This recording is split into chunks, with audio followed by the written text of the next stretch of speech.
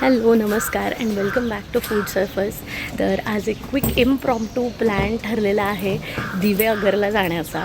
Not exactly दिवेआगरच्या पुढे असलेला RV किंवा अरवी ह्या बीचच्या इथे आम्ही निघालेलो आहोत.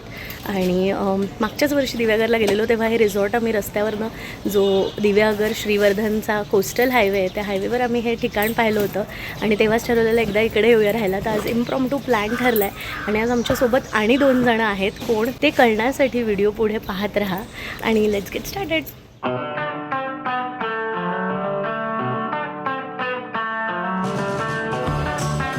हाय, आज हाय नाही गेलेस चॅनलवर.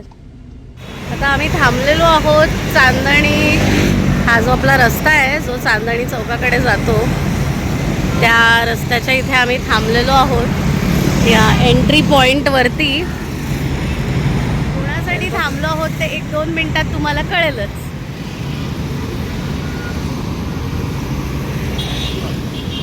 हे आहे का नक्की? आले.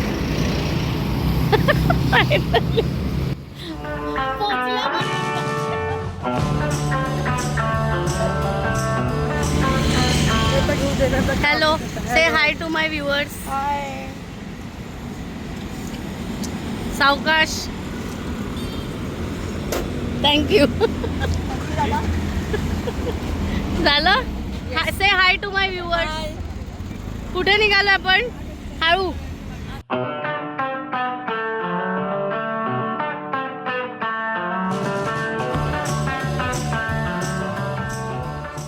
तर हा प्रवास आमचा आता सुरू झालेला आहे आणि हा व्हिडिओ आहे घेतलेला एप्रिल महिन्यात.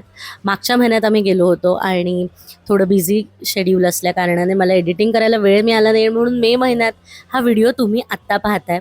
एप्रिल महिन्यात सुद्धा जवळपास 43 डिग्री टेम्परेचर होतं तिकडे आणि प्रचंड गरमी होती. सो यू कॅन इमॅजिन आत्ता किती असेल गरम होत दिवेआगरमध्ये. तर तुम्ही त्या ह्याने तुमची ट्रिप प्लॅन करा. आणि आता गेल्याच वर्षी आम्ही दिवेआगरला जाऊन आलो. ती सुद्धा पुणे ते दिवेआगर रोड ट्रिप व्हिडिओ तुम्ही पाहिलाच असेल. तो नसेल पाहिलात तर डिस्क्रिप्शन बॉक्समध्ये मी लिंक दिलेली आहे, त्यातही तो पहा. रस्त्याचे काही कामं चालली होती त्यावेळेला आणि आता हा रस्ता पूर्णपणे रेडी आहे. कुठेही रफ पॅचेस वगैरे नाही आहेत आणि आपला पौड मुळशी ताम्हिणी घाटातून माणगाव मार्गे म्हसाळ्यातून पुढे आपण दिवेआगरला आता निघालेलो आहोत. आणि शनिवारचा दिवस असल्या कारणाने सुमुखला सुट्टी होती. मी सकाळी माझी सगळे पेशंट्स लवकर करून आम्ही निघालेलो आहोत. तरी आम्हाला निघेपर्यंत सकाळचे 10 वाजून गेलेत. माझी बहीण आहे आमच्यासोबत आज आणि माझी आई आहे आणि तिला सुद्धा वर्क फ्रॉम होम तिने घेतलेलं आहे त्यामुळे तिचं अखंड काम इकडे सुरूच होतं. आपण काय ते वरचं पौड नाही काय ते फाटा तो भुगावमध्ये खाल्ल्यानंतर पुढे काहीच हॉटेल्स नव्हती. आता तेवढे गरज नाही तिथेच खायची, पुढे भरपूर ऑप्शन्स आहेत. Today, he has said to please find the attached revised insurance policy. I think he has said सोडचा रस्ता हा. Mallar March is also very beautiful. Lonavala आंबेवालीकडे जाणारा रस्ता गेला राईट साईडने. तिला असं आणि ह्या रस्त्याचं वाईडनिंगचं काम मागच्या वर्षी चालू होतं ते पूर्ण झालंय आणि कॉन्क्रीटचा रस्ता इथे व्यवस्थित आता बनलेला आहे. मोठी मोठी रिसॉर्ट्स आणि हॉटेल्स तर ह्या रस्त्याला होती पण छोटी छोटी नाश्त्याची जागा, छोट्या छोट्या जागा फार कमी इकडे आम्ही जेव्हा यायचो पाहायचो. कधी कधी ते स्टॉल्स छोट्या छोट्या टपऱ्या सुरू असायच्या पावसामध्ये वगैरे, पण इतर वेळे ते बंद असायचं. पण आता हे रस्त्याचं काम झाल्यापासून असेल कदाचित इथे ना बेसिक साधी रेस्टॉरंट्ससुद्धा आता भरपूर पाहायला मिळत आहेत.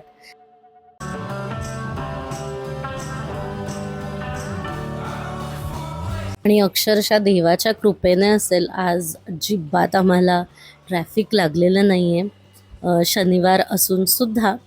तर लेट्स होप की पुढे सुद्धा गर्दी नाही लागणार जास्त. ती म्हणा पावसाळा नाही आहे पण तरी सुद्धा आत्ता या भागातली हिरवळ काय आहे बघ ना. सुंदर. हां काय म्हणायचं, सुंदर खरंच. हेच निसर्ग.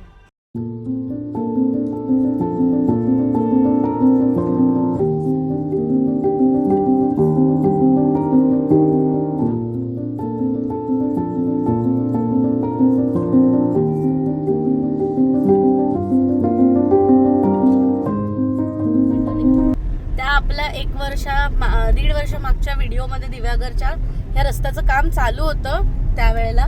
तर आता हे काम पूर्ण झालेलं आहे.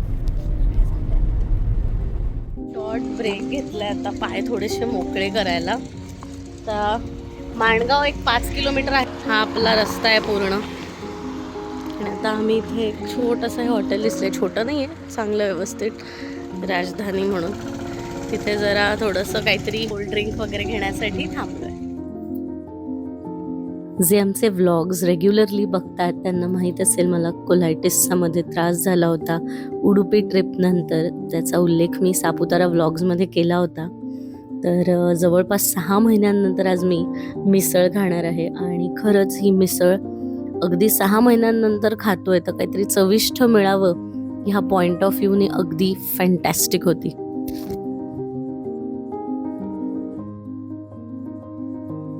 आणि आज ट्रिपवर निघायचं म्हणून मी खूप लवकर दिवस सुरू केलेला. मी 3-3:30लाच आज उठले होते. आई माझ्यासाठी नाश्ता घेऊन आलेली घरून. तो मी त्या भेटल्या गाडीत बसून केला. त्याची क्लिप बहुतेक राहिली घ्यायची. ते सगळं खाल्लेलं ह्यासाठी की मध्ये थांबायला नको, जेणेकरून वेळ जाणार नाही. पण कसं आहे ना, बाहेर पडलं ना, ट्रॅव्हल म्हटलं की food is a part and parcel of travel. आणि आमच्याकडे सगळेच खवय्ये आहेत. सगळ्यांना बाहेरचं निरनिराळ्या प्रकारचं क्युझिन म्हणा किंवा वेगळ्या वेगळ्या हॉटेल्समधलं ट्राय करणं म्हणा, हे सगळ्यांनाच प्रचंड आवडतं. त्यामुळे मला भूक एवढी लागली नव्हती, पण तरीसुद्धा आम्ही इथे थांबलो आणि ही मिसळ आणि इडली वगैरे आम्ही इथे खाल्ली. पण मिसळ अगदी वर्थ ट्राईंग आहे. जागेचं नाव आहे हॉटेल राजधानी. माणगावच्या अलीकडेच आहे, एक साधारण 5-7 किलोमीटर अलीकडे. बरं, इतक्या उकाड्यात सुद्धा चहा कॉफी पिणारी लोक खूप असतात. पण मी आणि आईने कोकणात आलं ना की कोकम सोडा, कोकम सरबत हे आवर्जून प्यायला हवं. हे बॉटल्ड आहे पण लोकल होतं हे आणि ह्याची चव खूप सुंदर होती. सरबत सुद्धा छान होतं आणि सोडा सुद्धा मस्त होता एकदम. पण काही जण असतात ना की मिसळीवर चहाच. त्यातला म्हणजे सुमुख आहे. आणि माझी बहीण तिने घेतली होती एवढ्या गरमीमध्ये. नो डाऊट इथे AC चालू होता, पण एवढ्या उन्हात, इतक्या उकाड्यात. आणि आता वाजले आहेत साधारण दुपारचे 12 आणि हे गरम चहा आणि कॉफी ह्यांनी घेतला होता नाश्ता. चांगला आहे चहा निकिता. हे काय कॉफी? खूपच छान आहे कॉफी. अरे पण उन्हाळ्यात कॉफी जेवणानंतर कधी चांगली कॉफी मस्त आहे. सगळं छान आहे. काकू आहेत, या स्वतः हे सगळं बनवतात, त्यामुळे अवश्य भेट द्या. आणि आम्ही इथे खायला थांबलो आत्ता. तिथे मस्त चिक्कू लागलेले आहेत. चिक्कूंनी लगडलं हे झाड इतकं खाली आणि की असं हाताने काढू शकता.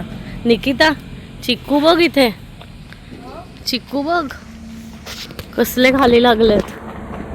हे बघ इथे इथे लागलेत बघ, सगळे चिक्कूच लागलेत.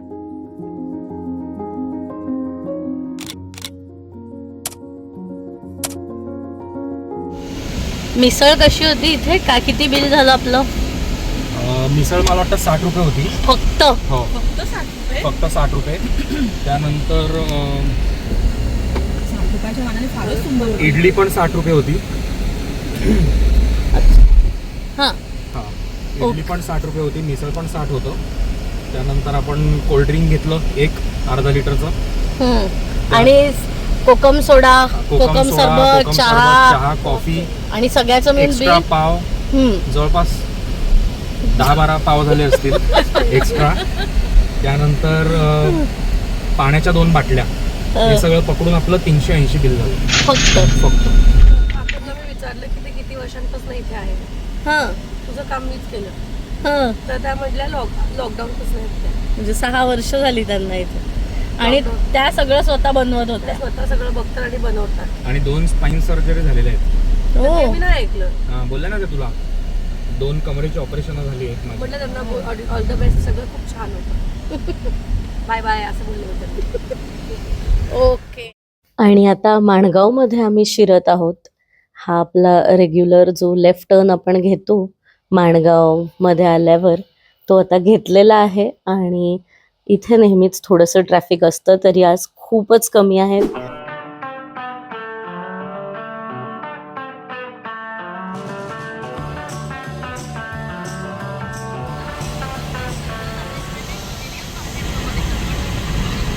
थोडं व्यवस्थित हँडल केलं नाही ट्रॅफिक. थांबा थांबा करतायत बिचारे, तरी हे लोक ऐकायला.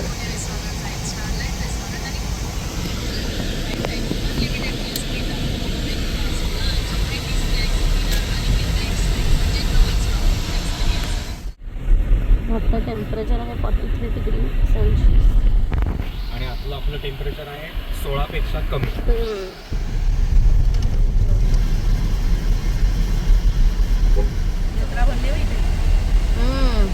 आपल्याला लेफ्टला जायचं. मसाळ्यासाठी सरळ दिव्यागर, दिघीपोट, श्रीवर्धन, हरिहरेश्वर साठी लेफ्ट.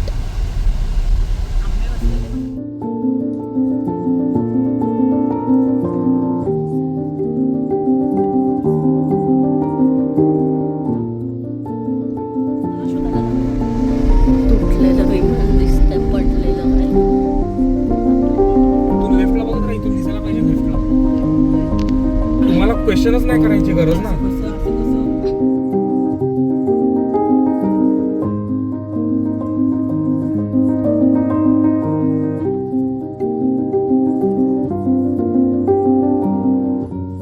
तर मी म्हटलं मग अशी व्हिडिओत मागच्या वर्षी, पण आम्ही मागच्या नाही 1.5 वर्षापूर्वी आलो होतो दिव्यागर श्रीवर्धन कोस्टल हायवेवर.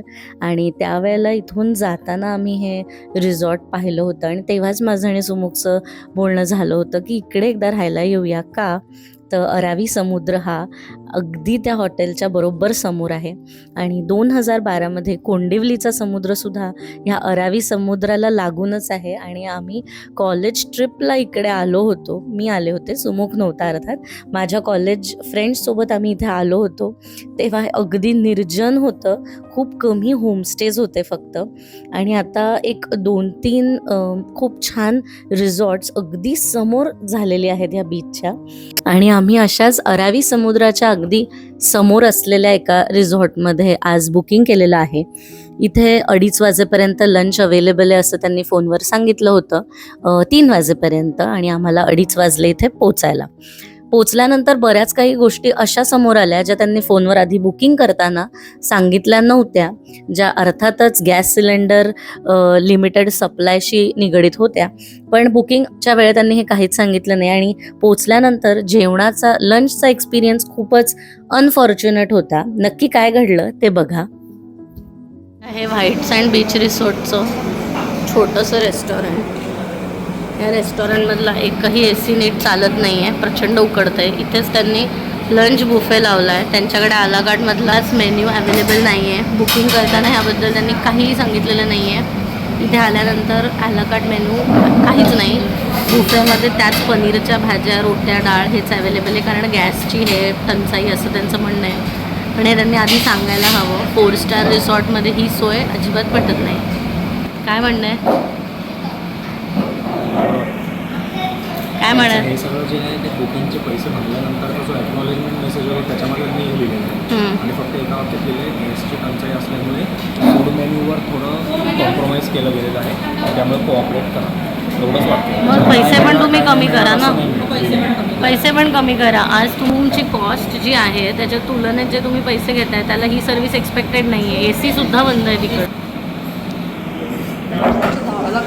काय म्हणते?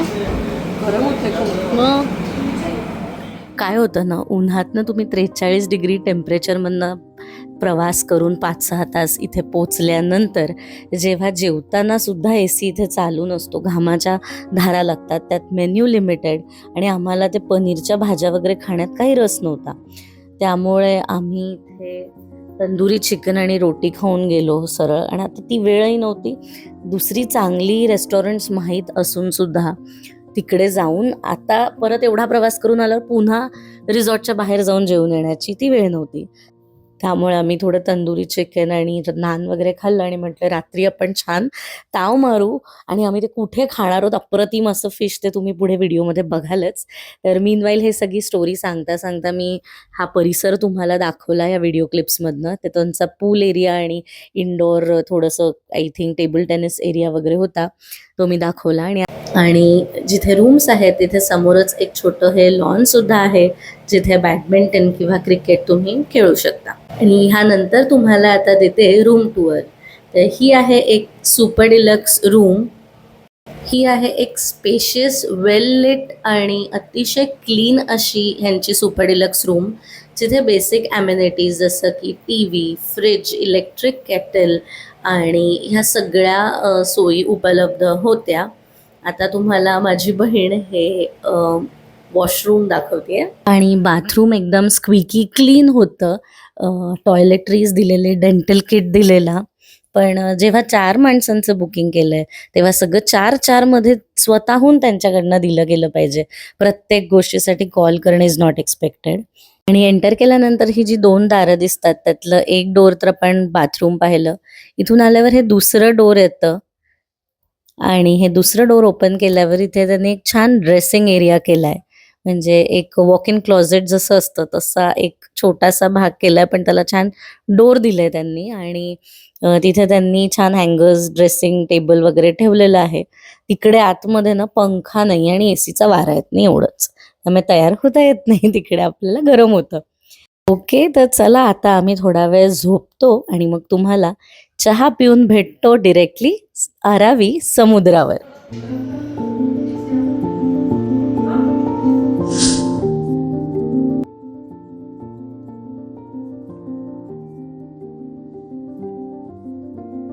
कसं वाटतंय मम्मा? एकदम ब्युटिफुल, छान आहे का रिसॉर्ट? खूपच छान आहे, एकदम मस्त. सर्व्हिस कशी त्याबद्दल आपण नंतर डिटेल रिव्ह्यू देऊया. लोक सर्व्हिसचं सगळं, पण रूम अतिशय सुंदर आहे, स्वच्छ आहे आणि परिसर एकदम सुंदर आहे. ती जवळ आहे ना गं. त्याच्याच पैसेच आहे. काय दिसतंय बघ गोल्डन आवर. चला आता सनसेट कॅप्चर करूया आपण. या आहेत इंटरनॅशनल मॉडेल. ओ इंटरनॅशनल मॉडेल इकडे बघा. अहो इकडे थांब थांब.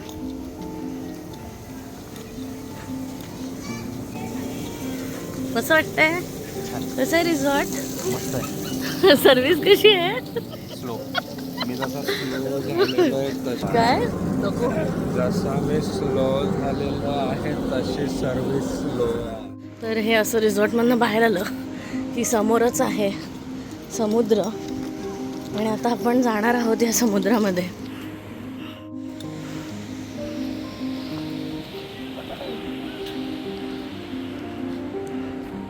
सुपर येतोय व्हिडिओ. सावकाश आहे निकिता.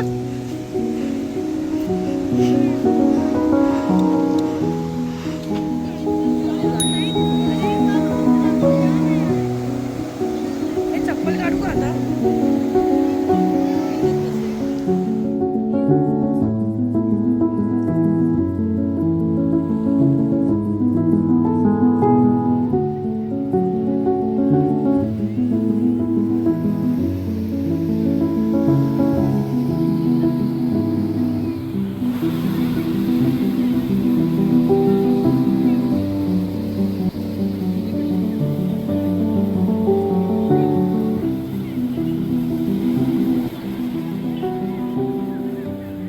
आणि समुद्र तर तुम्ही पाहिलाच किती साफ आणि सुंदर आहे. इथे आजूबाजूला ना खाण्यापिण्याच्या काही गाड्या वगैरे नाही आहेत, त्यामुळे खूप स्वच्छ समुद्र राहिलेला आहे.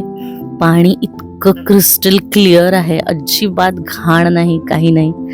आणि सगळी जगातली सुख एकीकडे एका बाजूला आणि संध्याकाळी समुद्रावर येणं एक वेगळीच मजा आहे. म्हणजे अगदी अर्ली मॉर्निंग किंवा सनसेट टाईम, खरंच ते सुखच वेगळं आहे. आणि मी जेवढे व्हिडिओ आत्तापर्यंत समुद्रावर बनवलेत येऊन, तर कदाचित तुम्हाला असं वाटत असेल की तेच दाखवते, पण मी काय करू, मला ना ते बघून भारावून गेल्यासारखं होतं आणि मी तेच शूट करते. कदाचित ते रिपिटेटिव्ह वाटेल, पण प्रत्येक समुद्राचं सौंदर्य वेगळं आहे. तिथून दिसणारा सूर्योदय सूर्यास्त वेगळा आहे. त्या सूर्याची साईज बदलते. तुम्ही नोटीस केलं असेल बऱ्याचदा ही गोष्ट जेव्हा तुम्ही व्हिजिट करत असाल समुद्रावर. तर मस्त सनसेट पाहिला आम्ही इथे आणि खूप आम्ही ना म्हणजे सगळेच एकदम पाण्याच्या बाबतीत वेडे आहोत. एकदम वॉटर बेबीज आहेत आम्ही सगळे. आणि जेमतेम पोहता येतं. मला फार चांगलं पोहता नाही येत. सुमुख चांगलं पोहतो पण मला तर अगदी जेमतेम पोहता येतं. पण तरी ना पाण्याला बघितलं की एकदम वेड्यासारखं होतं. त्यामुळे बऱ्याचदा आमच्यासोबत जे कोणी असतं ते आम्हाला खूप एकदम मला आणि निकिताला नेहमी असं हे करतात की जास्त आत जायचं नाही किंवा काय, थोडक्यात रिस्ट्रिक्शन्स घालतात. कारण आम्ही पाणी बघून वेड्यासारखं करतो जरा. पण मोह वेगळा आहे तो. पण येस, नेचर्स जे काही नेचरने दिलेलं आहे, देवाने बनवलेलं आहे, त्या गोष्टींशी मस्ती नाही केली पाहिजे. भरतीची वेळ वगैरे जी काही असते, सेफ्टी पहिले असते आपली. त्यामुळे उगाच मस्ती मस्ती न करता सेफ आपल्या लिमिट्समध्ये राहून सगळी निसर्गाची मजा घेता यावी आणि तेवढीच घेता आली पाहिजे असं मला वाटतं. तुम्हाला काय वाटतं नक्की कॉमेंट करून सांगा.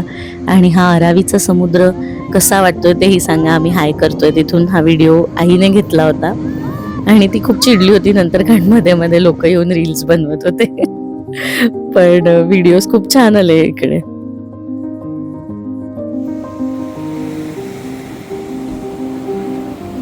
आणि ही जी अशी वेळ असते ना एकदम कातर वेळ, ह्या वेळेला समुद्रावर खूप छान वाटतं. फक्त सेफ्टी पाहायची, माणसं वगैरे आहेत की नाही ते पाहायचं आणि मगच थांबायचं. आम्ही थांबलो इथे. नारळ पाणीवाला होता, त्याच्याकडे मस्त नारळ पाणी पिऊन मग परत रिसॉर्टवर आलो. शॉवर घेऊन जाणार आहोत आता डिनरसाठी. तर बीचवरून आम्ही मस्त जाऊन आलेलो आहोत आणि आता जेवणासाठी निघणार आहोत. त्या अशा जागेवर जी ह्या अगोदर सुद्धा आपल्या चॅनलवर फीचर झालेली आहे, ती म्हणजे तवसाळकर खानावळ. त्यामुळे आता लेट्स गो टू श्रीवर्धन. ही व्हाईट सँड बीच रिसॉर्टपासून 5 किलोमीटर अंतरावर आहे आणि आता आम्ही तिथे निघालेलो आहोत जेवणासाठी. आणि ही जागा ऑलरेडी आपल्या चॅनलवर आहे. त्याचा रिव्ह्यू सुद्धा ज्या व्हिडिओमध्ये मी दिलाय त्याची लिंक डिस्क्रिप्शनमध्ये देतेच. या जागेबद्दल मी काय बोलू. इकडचं जेवण, इकडचा वाईब, इकडची सर्व्हिस, हॉस्पिटॅलिटी अक्षरशः अप्रतिम. आणि इकडे जेवलेलं मला कधीच बाधलेलं नाहीये, ना ॲसिडिटीचा त्रास झाला. नेहमीप्रमाणे इथे येऊन काय खायचं तर फिश थाळी आणि सेपरेट प्रॉन्स घ्यायच्या. मस्त इथे फ्राईड प्रॉन्स येतात. ही सुरमईची थाळी मी घेतली होती. बाकीच्यांनीच अशाच वेगवेगळ्या थाळ्या घेतलेल्या होत्या. ही फ्राईड प्रॉन्स आहेत, ह्या अप्रतिम बनवतात. ही पापलेट थाळी आहे आईने घेतलेली. मी सुरमई थाळी घेतलेली. माझ्या बहिणीने कोलंबी थाळी म्हणजेच प्रॉन्स थाळी घेतली होती. माशाची फक्त साईज बघा तुम्ही, म्हणजे उगाचच आम्ही ना छोट्या पापलेटला कावळा म्हणतात आमच्या घरात, तर असं उगाच कावळ्यासारखं छोटे छोटे मासे नाही देते. आणि सुमुख खात नाही फिश, तुम्हाला सगळ्यांना माहिती आहे, कधीतरी खातो तो. मग त्याने चिकन थाळी घेतली होती. ही आहे प्रॉन्स थाळी. ॲज युजल अप्रतिम जेवलेलो आहोत तवसाळकरमध्ये आम्ही. आणि मला अगदी सार्थ झालं. आईला आणि बहिणीला इथे घेऊन आलो आणि इकडचं जेवण खायला घातलं. त्यात सुमुख चाललाय आता इथे. ॲज युजल प्राणीप्रेमी आहेत तो. आपण हा फ्रेंडली आहे एकदम. तर इथे बेसिकली पशुपक्षी पाळले आहेत त्यांनी आणि त्याचं दिवसाचं शूट आहे आपल्या चॅनलवर, त्याच व्हिडिओमध्ये ज्याचा मी आता उल्लेख केला. Is he a German shepherd? India आहे. आणि ही मी उजेडात तुम्हाला दाखवलेलीच आहे. दिव्यागरचा माझा या अगोदरचा जो व्लॉग आहे त्याच्यात मी हे सगळं कवर केलं आहे. तर हा सगळा भाग दिवसा मी दाखवलेला आहे. व्लॉगची लिंक मी खाली देईन तवसाळकरची, तो व्लॉगसुद्धा नक्की बघा तुम्ही. आता निकिताने घेतली प्रॉन्स थाळी, मी घेतली पापलेट थाळी. आणि हे टिपिकल रिपोर्टिंग एका बायकोचं आपल्या नवऱ्याला म्हणजेच माझी आई बाबांना रिपोर्टिंग करते काय आम्ही खाल्लं. हे आहे बिल ह्या सगळ्या जेवणाचं. हा आहे श्रीवर्धनच्या अय्यंगार बेकरीमधला फ्रेश रवा केक. नीट दाखव माझ्या व्ह्यूअर्सना. तर तवसाळकरांच्या इथून येता येता श्रीवर्धनमध्ये अय्यंगार बेकरी सापडली. तिथे हा रवा केक आम्ही घेतला आणि घरी येऊन हा मस्त खाऊन, हे आमचं डेझर्ट होतं कारण तवसाळकरांकडे गुलाबजाम आम्हाला त्या दिवशी मिळाले नाहीत. तर असा हा दिवस संपला आणि मला व्हिडिओ संपवताना लक्षात आलं की मी रिसॉर्टची नीट माहिती दिलेली नाही. हे आहे व्हाईट सँड बीच रिसॉर्ट, जे अगदी अरावी समुद्राच्या बरोबर समोर आहे. आणि रूम टॅरिफ तुम्हाला सांगायचं राहून गेलं तर तेही सांगते. तर ही एक सुपर डिलक्स रूम आहे आणि ह्या रूमचं टॅरिफ होतं 9,000 रुपीज फॉर 2 पर्सन. आम्ही 4 लोक एका रूममध्ये राहिलेलो, त्यामुळे पर पर्सन 1,000 का 1,200 रुपये त्यांनी वर घेतले होते आणि टोटल 12,000 रुपीजला ही रूम आम्हाला एका रात्रीसाठी मिळाली होती. पण रूम अतिशय स्वच्छ, साफ आणि स्पेशियस आहे. 4 लोक अगदी कम्फर्टेबली राहू शकतात. ह्या टॅरिफमध्ये ब्रेकफास्ट इन्क्लुडेड आहे, बाकी कोणतेही मील्स इन्क्लुडेड नाही. बुफे ब्रेकफास्ट कसा आहे ते तुम्हीच ठरवा. पुढचा व्हिडिओ पहा आणि मग ठरवा, कारण मी आता हा व्हिडिओ इथेच संपवणार आहे आणि हा आपला पहिला दिवस होता म्हणून पहिला व्लॉगमध्ये एवढंच इन्क्लूड केलं आहे. आपण पुन्हा भेटूया लवकरच दुसऱ्या पार्टमध्ये आणि त्या दुसऱ्या व्लॉगची सुरुवात आपण बुफे ब्रेकफास्टपासून करू आणि तुम्ही बघा स्प्रेड आणि मग तुम्ही सांगा हा ब्रेकफास्ट कसा आहे. So that's it for today guys. I hope हा व्हिडिओ तुम्हाला आवडला असेल तर नक्की लाईक करा, कॉमेंट करा आणि आम्हाला पुन्हा भेटण्यासाठी चॅनलला सबस्क्राईब करा. आणि हो, व्हिडिओला हाईप केलं तर खूप बरं वाटेल आम्हाला. Thanks for watching this one. See you soon in our next.